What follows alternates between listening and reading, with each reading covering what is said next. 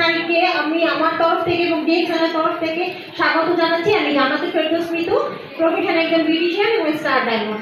তো আসলে সবাই সবকিছু বলে গেছে, আমার আর কিছু বলার নাই। তারপর আমি নুসরাত আপুর একটা কথা থেকে একটা উদাহরণ আপনাদেরকে দিব। কিছুদিন আগে একটা রিল দেখছিলাম, রিলের মধ্যে ছিল যে কমেন্টে এইভাবে ছিল যে ভাই, স্বামীর টাকা খেয়ে হজম করা এত সহজ না। আমাদের স্বামীরা কি আমাদেরকে ভালোবাসে না? বাসে কিনা? তাহলে তার টাকা খেতে আমাদের কেন কষ্ট হয়? কারণ ওই যে যেটা বলে গেল, ডিভোর্সের পরে আসলে আমি আপনার না, আপনি আমার না। এই জন্য আমি কখনোই কিন্তু ইনকামটাকে হাজবেন্ডের এগেইনস্টে ইউজ করতে বলি না। ইনকাম কেন দরকার? ঠিক আছে, একটা নারীর মধ্যে অনেক যোগ্যতা থাকে।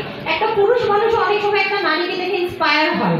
সেই ক্ষেত্রে যখন আমরা এইরকম একটা প্ল্যাটফর্মে থাকবো, আমাদের দেখে আরো 100 পুরুষ ইন্সপায়ার হবে, হবে কি না? ইয়েস, হবে। এই জন্য দরকার যে আপনি আপনার নিজের যোগ্যতাটাকে বহিঃপ্রকাশ করেন। আল্লাহ তাআলা যদি আমাদেরকে ঘরেই বসায় রাখার মধ্যে এত যোগ্যতা কখনোই দিত না। কেন দিচ্ছে? যাতে আমরাও মানুষকে বুঝাইতে পারি যে না, আমরা ফেলে দেওয়ার না।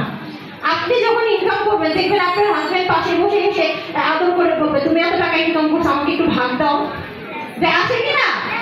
ইয়েস, ভাগিদার হতে আসে। কিন্তু যদি আপনি যে বলেন যে আমি একটা ড্রেস পছন্দ করছি, আমাকে টাকা দাও, তখন দেখবেন টাকা তো দিবে, কিন্তু যে দুঃখের মনে দিবে ওই টাকা খেতে পারবেন না। তো আমি জাস্ট আরেকটা এক্সাম্পল দিয়ে আমি আমার বক্তব্য শেষ করব। যদিও একটু রাজনৈতিক দিকে চলে যায়, আওয়ামী লীগ সরকার যখন ক্ষমতায় আসে তখন শুধু ম্যামে করতো, আমরা এটা করছি, আমরা ওটা করছি। আমি চাই আমরা ডক্টর ইউনূসের সরকার গঠন করতে। আমি আপনাদের জন্য করব, ঠিক আছে?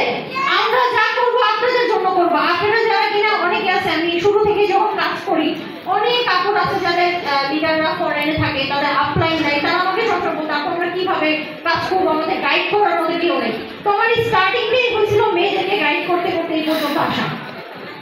তো আমি সবসময় সবার জন্য কাছে আমি ম্যামেতে বিশ্বাসী না। আমি যদি কাজ করি, আমি টাকা পাবো, আমার ঘরে নিয়ে বসে থাকবো, আপনাদের কি লাভ? আপনাদেরকে কেন আমি এখানে জড়ো করতেছি? আপনি যেন আমার দেখে শিখেন, আমার কাছ থেকে শিখেন, আমাকে ধরে নিয়ে যে আমার কাছ থেকে শিখেন। তাই এই জন্য বলবো যে শেখার জন্য কখনো চিন্তা করবেন না আমি একা, আমি সেরা, আমি সব, কিংবা আমার আপলাইন আছে, আমার এই আছে, আমার সেই আছে। যার কাছ থেকে শিখতে পারবেন।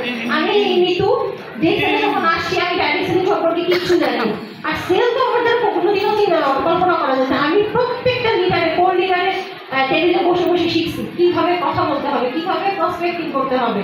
তো আমার লিডার আমাকে সবসময় বলতে হবে, তুমি অনেক কথা বলো।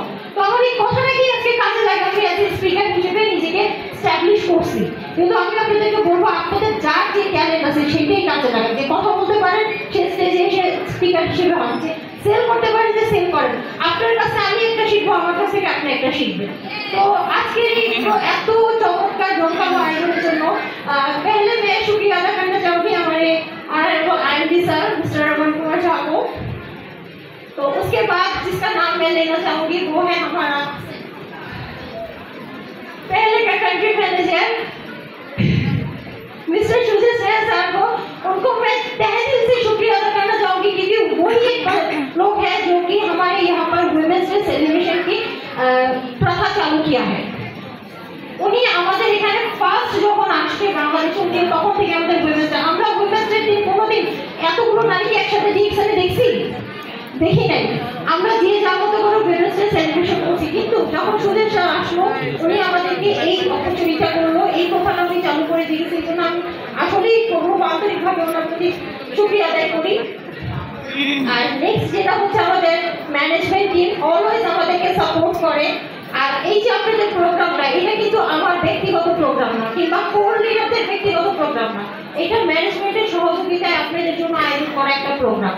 তো সর্বদা এই জিনিসটা মনে রাখবেন, একজন মানুষ যখন একা চলবে সে হোঁচট খেয়ে পড়ে যেতে পারে, কিন্তু যখন পিছে থেকে আপনি 10 জন নিয়ে করবেন, আপনি পড়ে গেলে আপনাকে তোমার মতো মানুষ থাকবে, কি থাকবে কিনা?